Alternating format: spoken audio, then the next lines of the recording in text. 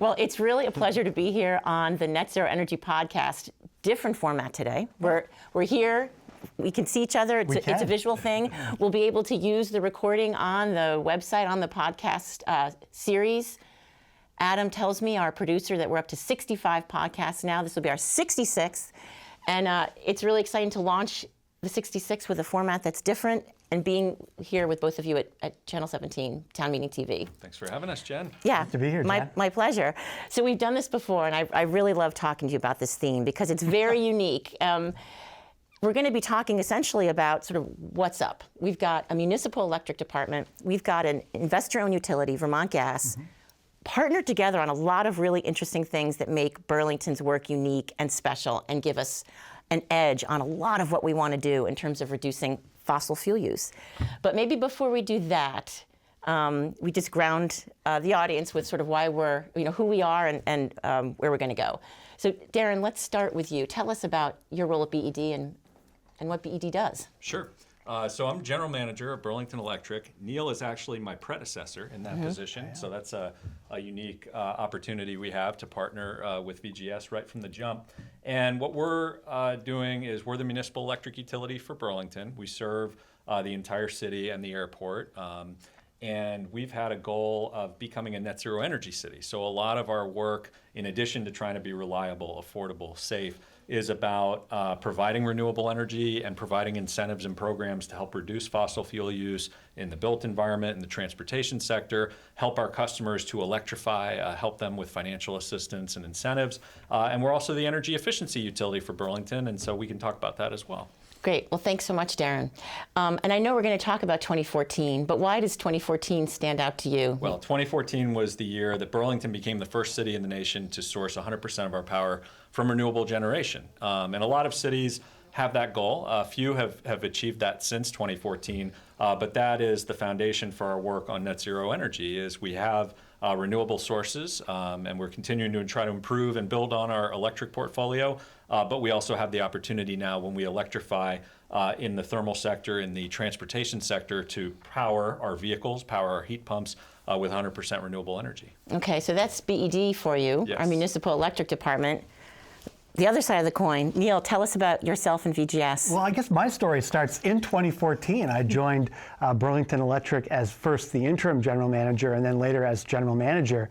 And one of the first things we did in 2014 was the press conference where we bought the hydroelectric facility Burlington Electric did in Winooski, which tipped us over the line to become that first city in the country to source 100% from renewable generation. Quite a milestone.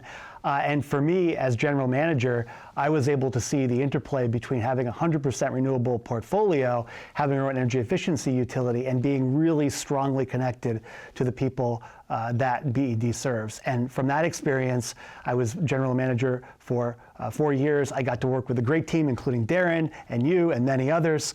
And then I became president and CEO of VGS, Vermont Gas Systems. And in a lot of ways, the utilities are a lot alike, even though we serve generally different products, really deeply connected to our customers, the community that we serve, and a focus to make sure we're doing right by our planet. So at Vermont Gas, we serve about 56,000 customers in 3 counties, Franklin, Chittenden, and Addison County, with a pipeline that runs down from the Quebec border down to about Middlebury. We've been doing this since the 1960s, so we're coming up on our 60th anniversary or birthday as a company. But back in 2019, we recognized that climate change is something that we really needed to work on. We recognized the fact that natural gas is contributing to climate change. And with that knowledge and with that understanding, we resolved that we were going to do something about it. So we started our own climate action plan, founded on 3 principal things. One is energy efficiency. We have our own energy efficiency utility that we'll talk about. We've been doing it since 1992, which is pretty exciting.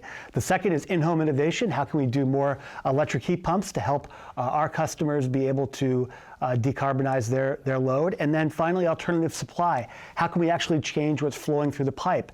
And this includes bringing renewable natural gas into our portfolio and exploring other alternatives. So that's a little bit about what we do at VGS, and there's a big natural overlap because, as we'll understand, 15,000 of VGS's customers are Burlington Electric's customers. We cover all of Burlington.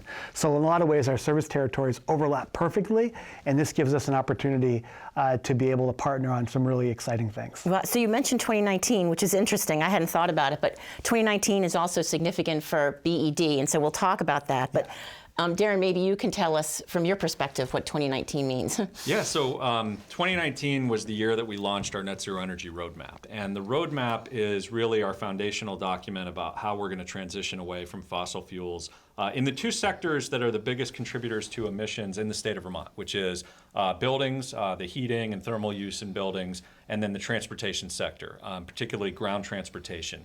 And if you look across the country, those are two of the biggest sources of emissions as well. And so tackling those two big sources of emissions is kind of the right approach to really have the most bang for our buck. And so the roadmap laid out a suite of ideas that we've taken and utilized over these past 5 to 6 years, now that we're in 2025. And we have policies that we've developed based on the roadmap. For example, rental weatherization ordinance, carbon fee policy for new construction and large existing buildings. We're working on a benchmarking policy now for mid-sized commercial buildings.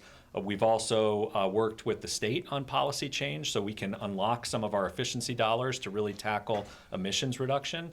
And we've had a suite of incentives that we started back in 2017 that have grown each year, and we update each year. And a lot of those are including enhanced incentives for our moderate and low-income customers. And we're seeing more and more adoption from commercial customers, residential customers of those different incentive programs. And part of that implementation is a partnership with VGS, because on the rental weatherization ordinance, for example, the data for how those buildings are using energy is really with VGS and the information they have. So as we're looking to make sure buildings are complying with that ordinance, getting into the queue for weatherization, a lot of the incentives and programs are actually with VGS. So that's a partnership really for the city, not only BED, but the city of Burlington and VGS as just one example.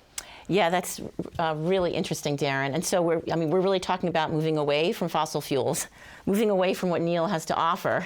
What we have to offer for our legacy product. Legacy, right? I mean, tell us. So we've been serving natural gas, as I said before, almost 60 years. Our customers do know that it is safe, reliable, and it is affordable. But at the same time, it contains one flaw that we have, and this contributes to climate change. And so, while we have been serving that historically, we've been sought to diversify our portfolio into other areas. Over the last 4 years, we've been launching new electric heat pump products. We started back in 2022 by launching electric heat pump water heaters. We were the first natural gas utility in America. We're probably still one of only very few natural gas utilities in America doing that. 2 years ago, we added centrally ducted heat pumps. This is where we use a heat pump next to a gas furnace for forced hot air in homes to electrify and decarbonize the load. And last year, in 2024, we launched a ductless mini split, which is the kind most people think of when they think of heat pumps, with the heads on the walls that provide both heating and cooling. What we have found is that our customers are very interested in moving in this direction, in part because of the work that Burlington Electric's done to provide great incentives, and also they want to make these changes. I mean, this is really driven, yes, it's driven our desire to reduce greenhouse gas emissions, but that's supported by the fact that our customers are making these changes on their own. They want to make changes to how they use energy, to the systems in their house, and at VGS, we want to be able to provide them a full suite of services to be able to do that. From our perspective, like Burlington Electric, when we can couple our weatherization energy efficiency services with our in-home innovation to move people to electric heat pumps, and still serving them with a backup of natural gas that's increasingly decarbonated, we're able to really serve them a full suite of products that pushes them forward in this energy transformation. Yeah, I mean, it's really amazing to hear you talk. There aren't a lot of utilities, I think, that are going through this market transformation the way VGS is, and you had mentioned maybe you're one or two that are now doing heat pumps. It's pretty lonely out here, to be honest, but that's okay. I mean, we go to national conferences and we tell folks that as a gas-only utility we're doing heat pump installations, and they're a little bit amazed and a little bit shocked. So I would say that we're in a very rare space in the industry. But we're also really proud of that. We know it's the right thing to do. We know it's something our customers want. And when we look out beyond the horizon, we see this is the way the market is going. We need to diversify the products and services that we're offering as fewer people use natural gas to heat their homes and move toward electrification. This supports our entire business. It is able to keep our rates low and affordable for customers, and that's really important for the future, for our customers who rely on our energy to keep them warm on days like today. Yeah, well, you talked about how lonely it is out there. I mean, I know you've talked at national events. I know you spoke to the Urban Sustainability Directors Network. There's been at least a call or two, the 2030 District Network, of which, there are 20 cities around the country. You spoke there with Darren, and so I think it's really great that we're here today, because I actually don't know the extent to which our customers, our Burlingtonians, know about the collaboration. And it's really important to highlight because, again, two sides of the same coin, really. Right. Yeah, I think it's complementary, because for Burlington Electric, what we want to do with electrification is we want to provide the incentives. We want to provide the renewable energy and provide the opportunity for customers to make the transition, but we don't do in-home installation of heat pumps, for example, or heat pump water heaters. VGS is in that service industry. So we can provide incentives, and they're one of several different companies that can do the installation work and the service work with customers. There's a complementary nature, really, because we're a municipal utility and they're an investor-owned utility in that space providing service. There's complementary nature to that. The other thing is from a policy standpoint, if they weren't moving in this direction, the city and BED, we'd all be advocating and trying to pass policies to move them in this direction, but they've embraced this as part of the 2019 climate effort. And any good business is going to look to disrupt itself or become obsolete over time. And so this is an effort to really, that's a model, I think, that we can look at not only nationally, but even in Vermont, as we think about heating companies diversifying and disrupting their own business to make sure they're part of the future. We've got over 2,900 heat pumps installed in Burlington, and we want to see that number keep going up. We want more geothermal systems. We want heat pump water heaters.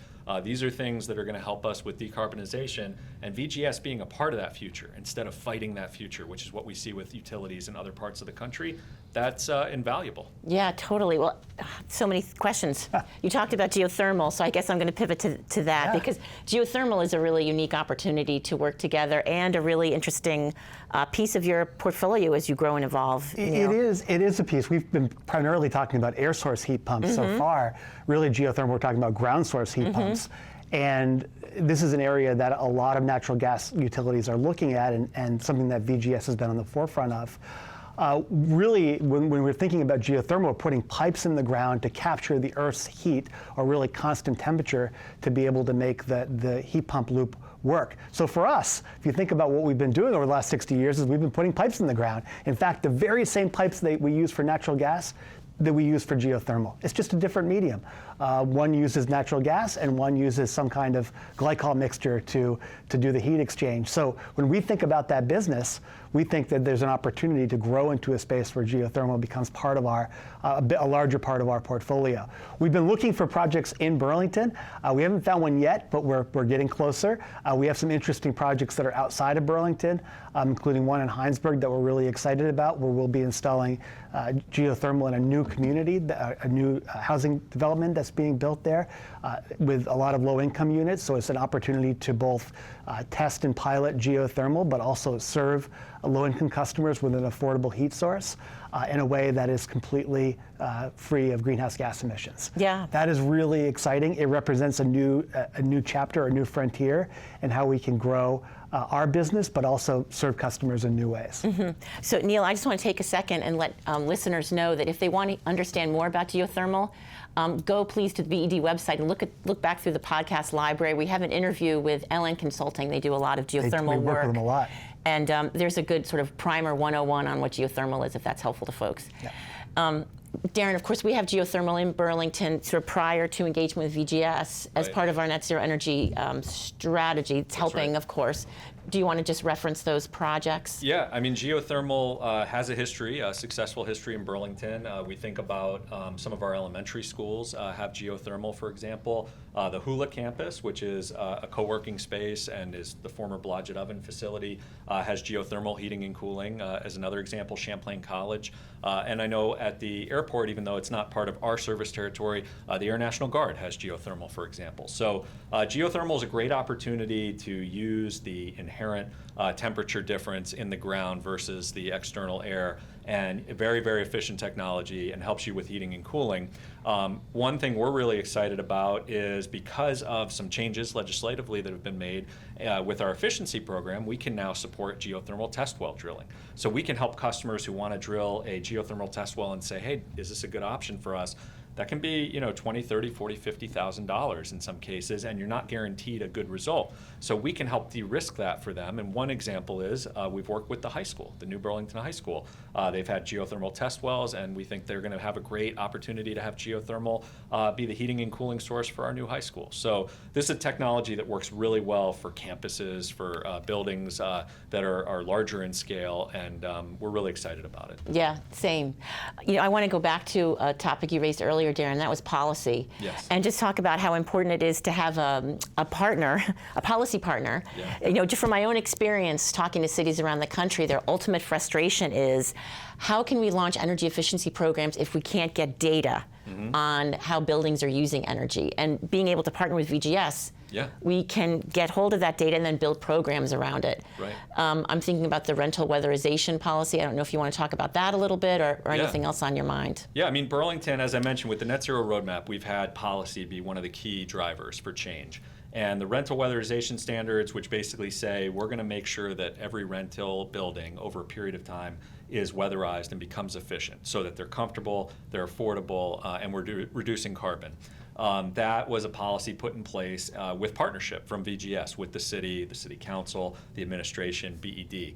But that's just one example. We've had other policy initiatives like the carbon fee. VGS has been at the table in the meetings with our city council committees, providing information and being a partner. And again, I think it's important to note that in other jurisdictions around the country, you might have an electric utility that's obstructionist, that says, hey, we don't want solar, or we're not going to provide incentives for electrification, or we don't believe in that. You might have a gas utility that's obstructionist, that says, hey, we're going to fight any policies that reduce gas use. We're not going to be a partner.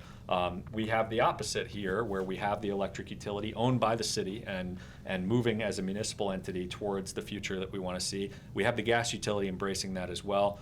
We continue to need policy, particularly eventually at the state level as well, that will embrace this type of innovation in a full way.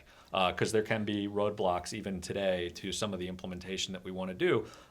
So there continues to be a need for both city and state policy to drive us in a good direction, and then we need stability so that the utilities know what they have and what their regulations are, and they can go out and get the job done. Yeah, so do you want to add to that, Well, Neale? I wanted to add that, part of the magic of the partnership is that we have two organizations that at their core believe the same thing, which is, what does the customer need? How can we help the customer with whatever their energy needs are? And you see that in the Burlington Electric team. Every employee I worked with there, every employee we still work with is there. The VGS team, exactly the same. We're really focused. So when we think about that, it becomes less about all of the technology and everything, obviously very important, but asking ourselves that question, like, what's best for our customers? And it drives us toward the place that these policies help support in the end. We know our customers want to increasingly decarbonize their energy. They want to do it at a price that they can afford. All of the rebates and programs that Darren talked about support that in a way that we're able to participate in. This is really close alignment, but the alignment stems from the fact that we're both focused on what our customers need as a first question in any of the discussions that we have. Yeah, so they're sharing this culture of customer first. Yeah, absolutely. There's also this thing called the EEU, and you both, Yes. we're both, you're both, right. We are, acronym, yeah. So we have 3 energy efficiency utilities in the state. Seems like a good opportunity to just remind folks sort of what that means, what that entails for BED, for VGS, and their roles. So EEU, we do a lot of acronyms in the energy Right. world. This is energy efficiency utility. So what we think of as the traditional utility business is really about being a distribution utility, about providing, poles and wires, service to customers, energy to customers. But Burlington has a long and proud tradition of being an energy efficiency leader dating back to the 1980s. We had a bond to support efficiency back in the early 90s. That was kind of the initial investment, over $11 million. And really, since that time, even though the state has moved to having an entity called Efficiency Vermont do the efficiency work on the electric side statewide, Burlington has retained its own efficiency program. And we've invested over $70 million with our customers in efficiency, since that bond in the 1990s. We know we've saved a lot of electricity, and that can be cheaper than having to go out and get new supply. We help customers, but increasingly that service that we're providing, we're thinking about how does this match up with the net zero mission? And how do we move from just thinking about saving electricity to new ideas? Like, for example, if somebody's getting an electric vehicle, we're helping them switch to an electric vehicle. What if we want to incentivize them to have a most efficient electric vehicle and use less energy and have less carbon? That's an idea. The geothermal test wells, another idea that we've had that's been put into action. So that's where we are on the efficiency side. And you said there are three. I said Efficiency Vermont, Burlington Electric. The third one is Vermont Gas. Yeah. So what does that mean? And so Vermont Gas, not unlike Burlington Electric, back in 1992, the gas utility decided it wanted to start its own energy efficiency program, so they opened up a shop doing energy efficiency for customers. The whole idea of energy efficiency is that whatever energy you don't have to consume, whether it's a kilowatt hour or an MMBTU, is the cheapest energy that you're going to get. And that's something that customers want. We know that they want their homes to use less energy. It's going to be more cost effective. It's going to be more comfortable when you have a weatherized home. And so for us, it's not electric efficiency, but thermal efficiency. How can we get people to use less natural gas? Since 1992, VGS has provided $44 million in customer incentives. Those incentives have gone into projects that have allowed our customers to save over $300 million in natural gas savings, $300 million in savings they would have had to spend on natural gas. Real money, real savings, and that's natural gas you don't have to burn, ultimately reducing greenhouse gas emissions. So this is a program that works. And when they work together, and they really do, our teams work together really closely, and they have for years, this provides a really comprehensive service for customers. Because when customers start to do energy efficiency work, it is really a construction project a lot of times. I mean, the days of just swapping out light bulbs are long gone. We're thinking of deep retrofits.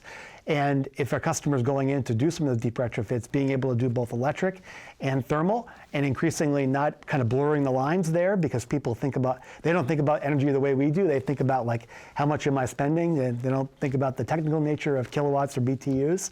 Makes it a lot easier for customers. And so we've found that our customers really appreciate the fact that we work together to be able to help them, and that's something that we hope to do for many decades to come. Yeah, so I think maybe now's a good time to talk a little bit about equity and helping to ensure that all our customers can benefit, because as you know, of course, in Burlington, 60% rental rate. Right. So a lot of folks that don't have agency over their homes, a lot of, we're proud to be a refugee resettlement community. 60 languages is the latest number that I've heard spoken in Burlington. So it's important that everybody gets a chance to benefit, regardless of home ownership status. Do you want to talk about that a little bit, Darren? Yeah, and I think, what Neale was just saying is going to be really true for a lot of the examples, because it's not like, oh, I have gas for my heat and I use electricity for my light bulbs anymore. We're seeing really a hybrid situation with so many homes and businesses where, hey, I've got a heat pump that's working now to provide my primary heat, maybe in one section of my building or one section of my home, or I have a heat pump water heater or an induction cook stove, whatever it might be. So we're going to see a lot of buildings that have electricity for uses that are not what we have had over the past 20 or 30 years. And then we're going to have gas in some places as a backup, some places as a hybrid with the electric sector.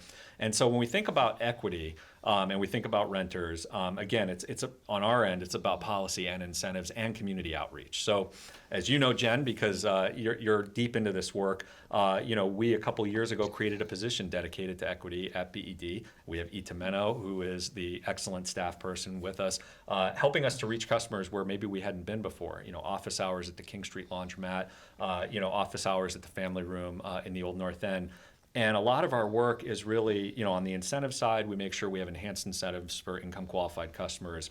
When we've been looking at investments, EV charging, other investments around the city, we've been looking at areas of the city that we know have historically been considered disadvantaged under federal criteria, have environmental justice criteria, areas of the city in the Old North End, downtown, and parts of the South End, in some cases affected by brownfields and Superfund sites. We're trying to target investment to those areas and make sure that we're getting EV charging investments in those areas, heat pump investments in those areas, and then also for renters, making sure that, beyond the rental weatherization program, which is important, that we have opportunities with renters. One that I'm excited about is we're going to try to have a battery storage pilot with a company called Modulate, where you can literally plug the battery into a wall outlet, a 120-volt wall outlet. There's no permanent installation. And so we're thinking, okay, this is something renters be able to pilot with us. And if it works well, we could implement for renters if they're interested in having battery storage, having a bit of resiliency in the unlikely event that they have an outage that lasts for a longer period of time,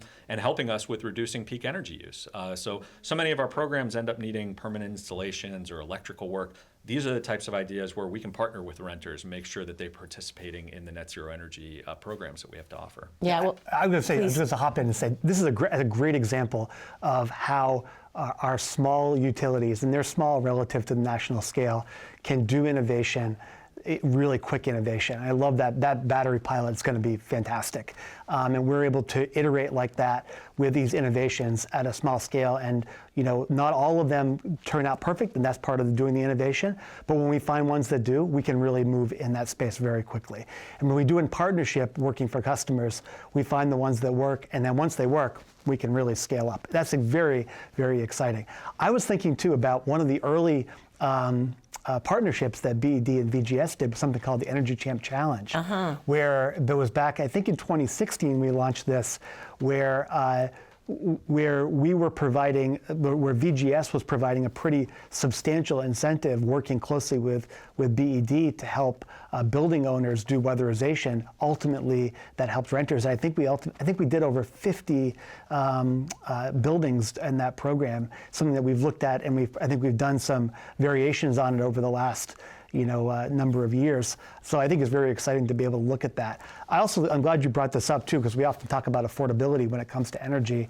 And one of the frames of affordability that we can never lose sight of is that, are these things affordable for our lowest income customers? And always asking ourselves that question, are we designing these programs with a built-in equity and affordability for the folks who really need it most?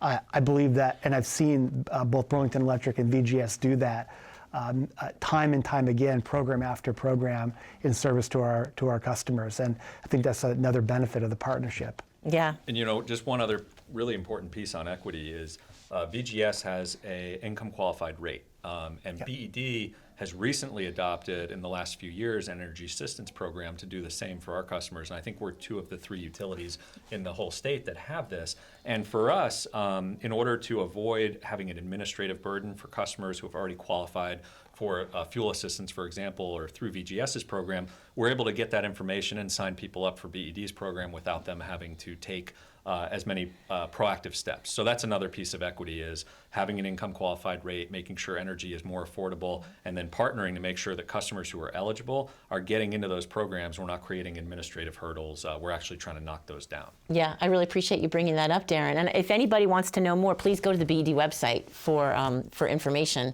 Yes. And visit ETA. As you mentioned, ETA's out at Fletcher Free Library now on Thursdays, King Street Laundromat, as you mentioned, and really all around town. But regardless, don't hesitate to go to either of our websites. Either of our right? websites, Is it right. customer? How do folks find help through you? VGSVT.com. Okay. Is the quickest way to visit, or VermontGas.com. We've also shared information for ETA at the different sites around the city, so that we have information about our incentive programs and low-income rates that folks can pick up at one of those pop-up sites. I think that's an amazing program, by the way. Very exciting. Very exciting to hear about the fact that BED does that. And folks can always visit us. We're out at a lot of events. Sometimes we table together. When the summertime comes, we'll be at the at our Lake Monsters. Yes. Yeah, which is something we love to support our local team, but also get the word out about all the good work we're doing. Yep. So there are kits from VGS that are at the library now, in case folks don't know that. So if you're interested in a weatherization kit, go check them out. Literally. Yeah. At the Fletcher Free Library. That's good. So yeah, we've covered a lot. I don't want to leave it there. If there are other things that you think we want to talk about, or even questions that you want to ask each other, that's kind of. Wow, this is the part of the debate where we ask each other questions. Is there anything we haven't talked about? Well, no, I might just say this. I mean, we take, at VGS, we take a lot of heart by working with our partners at BED. I think I want customers to know how much we care about them, truly care about them, and what great public servants that you have working at both utilities in service of these important goals and really importantly, the things that our customers need. We're going to be there for you at 2 in the morning. You pick up the phone, VGS BED will be there, and that's something that we really care about, and it's great to have partners and leaders who care about that too. Yeah, truly. Thank you so much, Neale. Yeah, and I would just say that, and Neale mentioned this earlier, when the customer's thinking about their home or their business, they're not thinking about, do I need a VGS incentive or a BED incentive or whatever it might be. So the fact that we're partnering, that it can be seamless for customers, that our efficiency teams work together closely if you have a project, if you're doing a home weatherization project or you're putting in a heat pump, I think that that's a real strength and a real advantage. And 95% of our Burlington customers have Vermont Gas as the service provider for heating. We have very, very few oil or propane or wood customers. Really, the bulk of our customers are with VGS. And so having these two utilities that are driving in the same direction, offering programs and incentives, supporting policies, that's a really a strength for us. A strength for us in terms of our net zero energy direction that we want to go, and a strength that really you don't see, unfortunately, in enough communities nationally. And at a point in time where, unfortunately, we're seeing the federal government really step back from its climate commitments and actually disrupt funding that we rely on collectively to make an advancement in climate, we're going to need local action more than ever. And so I think that in Burlington, folks can know that Burlington Electric is going to keep driving forward. We've launched new incentives this year. Federal government's rolling things back. We're rolling stuff forward. And I know that VGS is doing the same. Yeah. And so I'm inspired that we can, keep the climate progress going, even at a time where we're going to see a lot of disruption, I think, at the federal level. Yeah, well, thanks for that positive note, Darren and Neale. I guess unless there's anything else to add, I really want to thank you both so much for this conversation. It's always a pleasure to sit with you, and I always get inspired hearing about the synergy and the collectivity that's going to help advance our mutual climate goals. Thanks so much, Jen. Thank you, Jed. Yeah, thank you. Thanks, Neale. Thank you, Darren.